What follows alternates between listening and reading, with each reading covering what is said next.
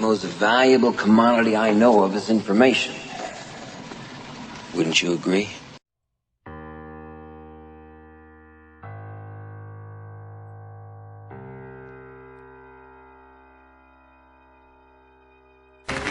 What we're going to talk about now is simply some keys to self-motivation. And all of us have motivation of some sort. I define motivation as the desire to achieve that which you believe to be worthwhile. And many people go through life never getting in touch with their greatness because of the lack of motivation to push themselves, or because they have not found something that they believe to be worthwhile to challenge them. I heard a poem once that said, many a flower has bloomed unceasingly and wasted sweetness upon the cold desert air. It's translated, that means simply that many a talented persons have gone unnoticed, and the world never had a chance to be exposed to their talent because that person did not take the time to begin to express or to demonstrate or to motivate themselves in the direction to bring that which they came into the universe to bring. How can you measure your motivation? How can you evaluate where you are on a scale of 1 to 10? Let's do this for ourselves mentally. How do you rate yourself from 1 to 10? Your mental attitude about yourself, how you feel about you, how you feel about life. How do you rate yourself on a scale of 1 to 10 in terms of your physical appearance, in terms of your health? Do you take care of yourself? Are you allowing yourself to get overweight and out of shape? Are you conscious of your health? Are you watching the food that you take into your body? Do you make a deliberate effort to exercise? You know, it was George Burns, he said, we cannot help getting older, but we don't have to get old. And many of us get old before our time because we don't take time to take care of ourselves. Your environment is a very good indicator. On a scale of 1 to 10, is it what you want it to be? Do you find it desirable? Are you satisfied? The job or career that you're involved in. Someone said that 85% of the American public are unhappy with their jobs. Are you spending 8 hours a day just doing time? Doing something that you don't find challenging, that does not make you stretch mentally, that does not stimulate you, that does not inspire you. Something that you don't find a sense of fulfillment in it. If you're doing that day in and day out, it has to affect how you feel about yourself, your level of motivation. Your relationships. What kind of impact is it having on your life? Is it nourishing or is it a toxic relationship? Does it drain you or does it build you up? Ask yourself that. How motivated are you to do something about it? Your contribution, your actions. What are you giving? Many people will leave the universe without a trace. No one will know they were here. And in fact, under their name, we could put under there, not used up. Will anybody know that you came this way? What contribution are you giving? What will you leave? What will be different because you came this way? Someone once said that life is our gift to us that God has given us, and how we live our lives is our gift to God. What kind of gift are you formulating? Is this a gift that you like to take back and do something else before you turn it in? Think about that. What can we do? What are some of the keys that we can begin to use to motivate ourselves when our batteries run low? Because I don't care who you are, I don't care what you do, at some time you are going to get tired. At some time you're going to get in a rut. Seem like nothing you do works out right. And sometimes it just seems like you just don't have the wherewithal or the will to do anything. That sometimes you act like you're punch drunk. You're just wading through life, just doing time day in and day out, looking at non-discriminatory television, anything that's on, just looking. And depressed, feeling powerless, feeling useless, and bored.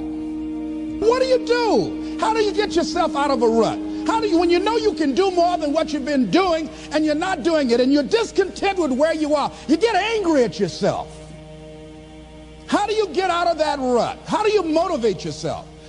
One of the things that we must do is that we must be involved in working on achieving self-mastery. You must work on yourself continuously. Never be satisfied with yourself. Always know that as you invest the effort and time on you, that's the greatest ability that human beings have above animals. See, a dog can't be anything but a dog. Tree can't be anything but a tree. Human being, you've got unlimited potential. You can put effort on you, and by concentrating on you and developing you, you can transform your life wherever you are right now. So you want to work on yourself. You want to read books that inspire you and motivate you. You want to listen to tapes over and over and over again. And I suggest that you listen to tapes when you first get up in the morning. You want to control the spirit of your day. When you first wake up in the morning, your mind is operating at 10.5 wave cycles per second.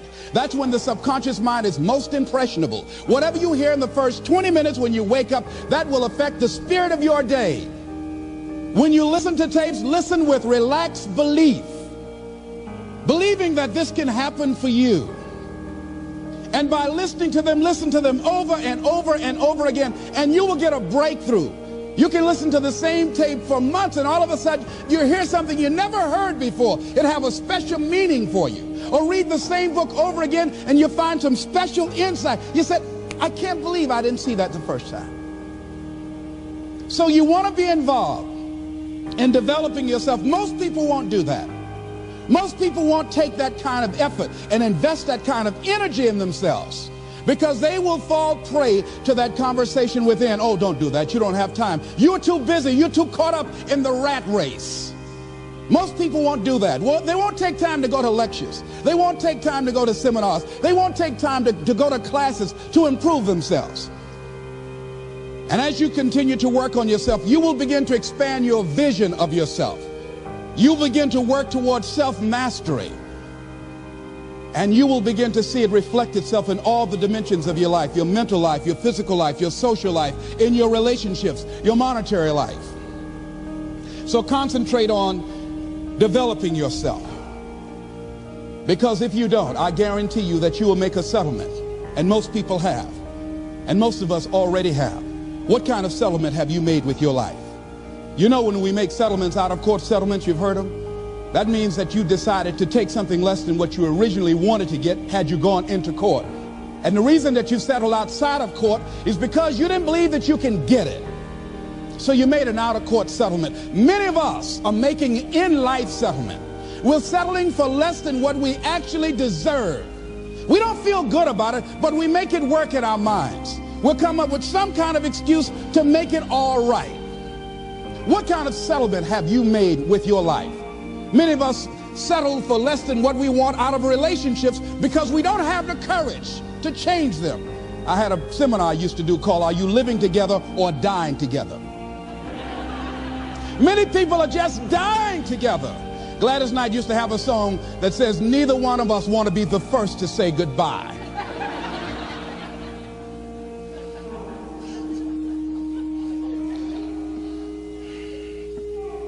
The next thing is, in order to begin to find some keys to self-motivation to drive yourself, in addition to working on yourself, and as you work on yourself, you feel good about yourself, and as you feel better about yourself, you treat yourself differently. Develop a health plan.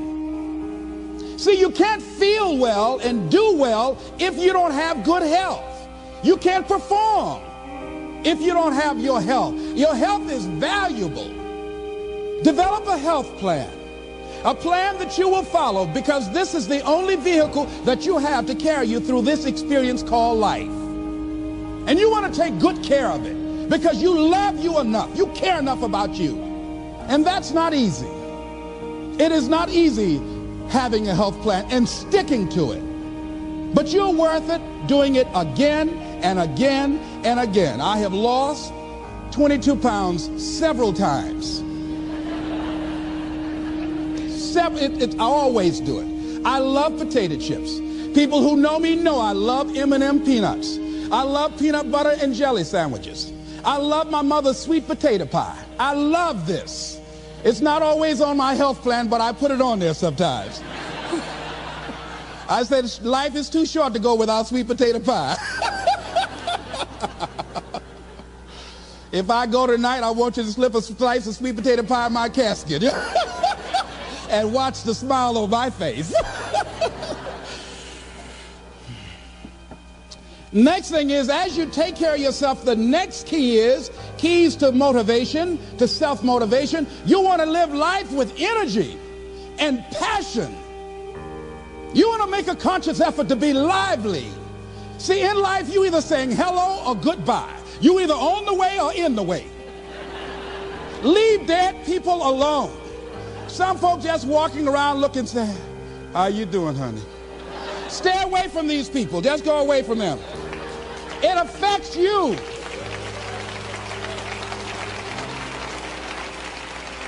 You want to smile. You want to be happy. You got a lot to be thankful for. But you watch some of the faces around you every day. And I tell you, some of these faces, they will put you in a depressed state of mind. So you want to avoid these kind of faces. When you see them coming, turn your head. Next thing is that you want to monitor your inner conversations. The things that you say to yourself. You want to watch them, and in watching them, you want to take charge. A friend of mine told me this evening, and she did it excellently. She said, I didn't want to come tonight. I was feeling so depressed. And I said, I'm going anyhow. See, that was the conversation. Oh, you really don't feel like it. You really don't need to do it.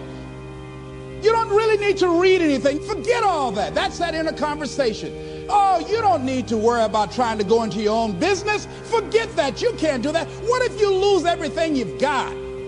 That inner conversation that stops you from doing the things you want to do less, don't do that. How can you possibly think about being a motivational speaker? You don't have the contacts. You don't have the money. You don't know the right people. You're going to get up there and your mind's going to go blank. Forget all that. You remember that time you got up before some people and you panicked? You stood up and your mind sat down? Don't you remember? And I said, yes. And then I said, shut up. So you've got to learn to stand up to yourself inside yourself and short circuit, override that conversation that's always going on. 85% of what that conversation will tell you is negative. It's negative. It will tell you you're tired when you really are not tired. It will tell you you can't do it. It will fill you with fear. So you've got to watch that conversation. And when you find it going on, you've got to stand up to it and say, I'm going to do this anyhow. I'm afraid, but I'm afraid not to do it. And I'm not going to let you stop me. The biggest challenge that you will have in life is you. There's an old African proverb that says, if there's no enemy within, the enemy outside can do us no harm. The next thing that is a key to self-motivation is that you've got to ask yourself, what do I want out of life? What do you want out of life? What do you want out of a job? What do you want out of a career? What do you want out of a relationship? What do you want? What gives you your life? How will you know when you got it? What will make you happy? You need to know. You need to start asking yourself some questions. What do I really, really, truly want? You need to be exact about that. Don't be vague. Oh, I just want to be happy. That's too vague. What will make you happy? How will you know when you got it? Zero in on it. Be exact. Be specific.